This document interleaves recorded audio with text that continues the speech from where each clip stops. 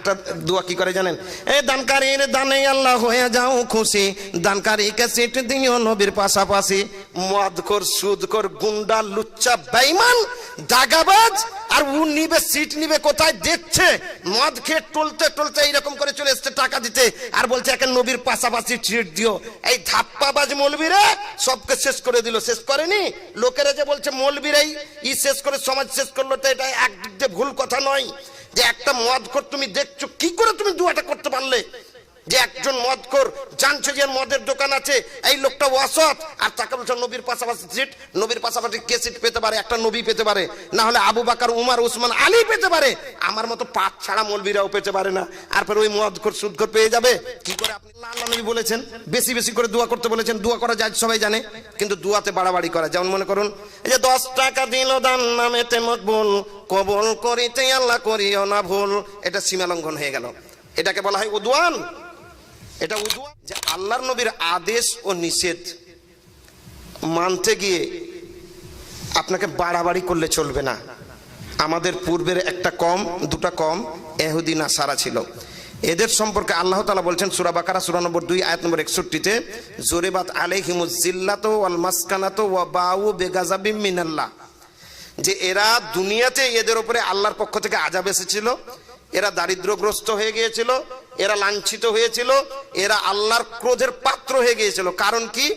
যালিকা বিমা আসাউ ওয়া কানু ইয়াতাদুন। দুটা কাজের জন্য, একটা ইসিয়ান আর একটা হচ্ছে উদওয়ান। ইসিয়ান মানে আল্লাহ এবং আল্লাহ নবী যা করতে নিষেধ করেছেন তা করা, বুঝতে পারলেন?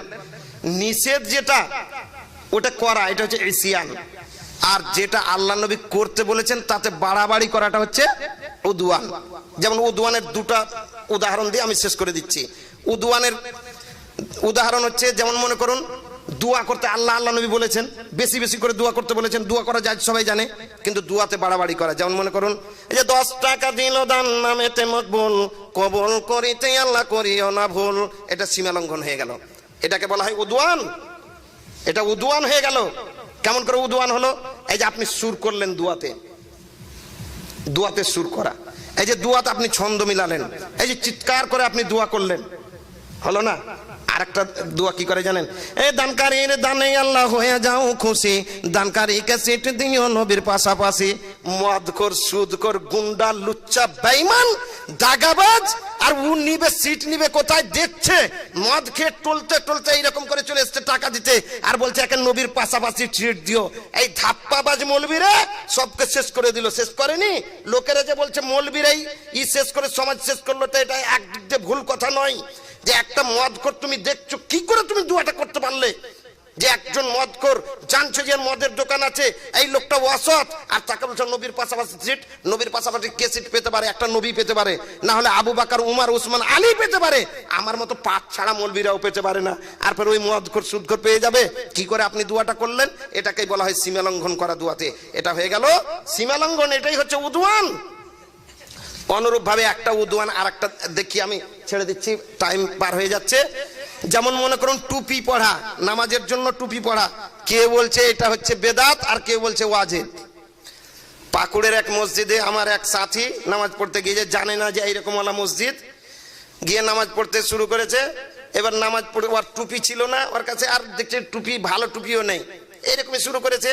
এবার একজন মুসাল্লি ওই ওয়াদের মধ্যে চলে এসছে, এসে তখন ওই একটা টুপি পিছন থেকে ভাঙা চূড়া টুপি রেগে ঠুকে বসিয়ে দিয়েছে। তখন ও যখন গেছে ওযু করতে গেছে, তখন টুপিটাকে পিছনে ফেলে দিয়েছে। এসে দেখছে টুপি নেই, তখন করে কি জামার বোতামগুলো এরকম এই করে এইভাবে চড়িয়ে দিয়েছে। আবার ওটাই জামা আর ওটাই টুপি। হ্যাঁ, তো এরা তার মানে ওয়াজিব মনে করছে, মানে নামাজ হবে না, টুপি ছাড়া নামাজ হবে না। আর এক প্রকারের লোক বলছে টুপি দেওয়া বেদাত। আমাদের এলাকাতেও কিছু ওলামা একরাম ওয়াজিব বলে না, কিন্তু সুন্নাত বলার অপচেষ্টা করছে। সুন্নাত বলতে চাইছে কিছু সাইকুল হাদিসেরা, কিন্তু সুন্নাত নয়। কেউ যদি টুপিকে দিনের সাথে জড়ায় যে নামাজের জন্য জরুরি, আরে যারা দোতলা তিনতলা টুপি সবসময় পড়ে থাকে, ওটা একটা ঠিক পোশাক হিসেবে পড়ছে, কিন্তু আপনি নামাজের জন্য টুপি পড়বেন আর এমনি সময় পড়বেন না। কোনখানে আছে যে নামাজের জন্য টুপি পড়তে হবে? বলছে মাথা ঢেকে চলতে হবে। যদি মাথা ঢাকার কথাটা বলেন তো এটা এসছে গুরুদাওয়ারা থেকে। মাথা ঢাকার ব্যাপারটা কোথা থেকে এসছে? গুরু দেওয়ার আছে কে? আল্লাহ নবীর হাদিসে পাওয়া যাচ্ছে না এরকম কথা যে মাথা ঢেকেই থাকতে হবে, নামাজের জন্য মাথা ঢাকা ওয়াজিব বা ফরজ বা সুন্নাত, কোনো এতে পাওয়া যাচ্ছে না। তার জন্য টুপির কোনো গুরুত্ব নেই। আপনি দিয়ে আছেন, আপনি ভালো মনে করছেন, এলাকায় লোকেরা দেয়, আপনিও দিচ্ছেন, শরীয়তের সাথে কোনো নেই, ঠিক আছে, এটাকে বেদাতও বলা যাবে না, আর এটাকে সুন্নাতও বলা যাবে না। কেউ দিচ্ছে, ভালো টুপি আছে, ওই নেটা পটাওয়ালা টুপি যদি না থাকে, ওই যে ছাড় পোকাওয়ালা টুপি, ওটা যদি না হয় তো ঠিক আছে, ভালো টুপি যেমন ভাই দিয়ে আছে সুতার টুপি, হ্যাঁ, ভালো টুপি যেগুলো দেওয়া আছে এগুলো যদি ঠিক আছে, কোনো ব্যাপার নেই, ভালো লাগছে, সৌন্দর্য, আল্লাহ সৌন্দর্যতা অবলম্বন করতে বলেছেন, অতি সৌন্দর্যতা আছে। কেউ যদি খালি মাথায় ভালো করে চিরুনি করে যাচ্ছে, সৌন্দর্যতা নেই? অবশ্যই আছে। কেউ রুমাল, ওই মাক্কার রুমাল, ওই রুমাল দিচ্ছে সৌদি আরব, তার উপরে একখানা রশি, কালো রশি দিয়ে দিচ্ছে, ওটাই ওরাকে ভালো লাগছে। এবার যেমন গুজরাটে যাবেন তো দেখবেন গুজরাতে পাগড়ি বেঁধেছে, তা একখান কাটা লুঙ্গি আবার এখানে দিয়েছে, ওটাই ওদের সৌন্দর্যতা। হ্যাঁ, এবার যখন আপনি এতে যাবেন, কেরালা যাবেন, তখন প্যান্ট শার্ট পরে, টুপিও নেই, কিছুই নেই। আমাদের এলাকাতে দোনো রকম আছে, টুপি দিচ্ছে, কেউ রুমাল দিচ্ছে, কেউ আবার কিছুই দেয় না, সব ঠিক আছে। এই বিষয়ে টুপির কোনো গুরুত্ব নেই। টুপির ফজিলত সম্পর্কে হাদিস যত এসেছে, হয়তো জাল কিংবা জাইব, যাই হোক ব্রাদারান ইসলাম, একটাই কথা বলছিলাম যে আল্লাহ নবীর অনুসরণ করতে গিয়ে সীমা লঙ্ঘন করবেন না। যেমন আল্লাহ নবীর অনুসরণে বাড়াবাড়ি ও সীমা লঙ্ঘন নেই, অনুরূপ ভাবে সংকোচনও নেই, মানে শৈথিল্য ও সংকোচনও নেই। অর্থাৎ আপনি ইসিয়ান আর উদওয়ান দুটাই করবেন না, আপনাকে বাড়াবাড়িও করতে হবে না, আর সীমা লঙ্ঘনও করতে হবে না। দুটা থেকেই আল্লাহ নবীর অনুসরণ করতে গিয়ে বাস্তব। وأقول في القرآن ما جاءت به آياته فهو الكريم المنزل وأقول قال الله جل جلاله والمصطفى الهادي ولا أتأول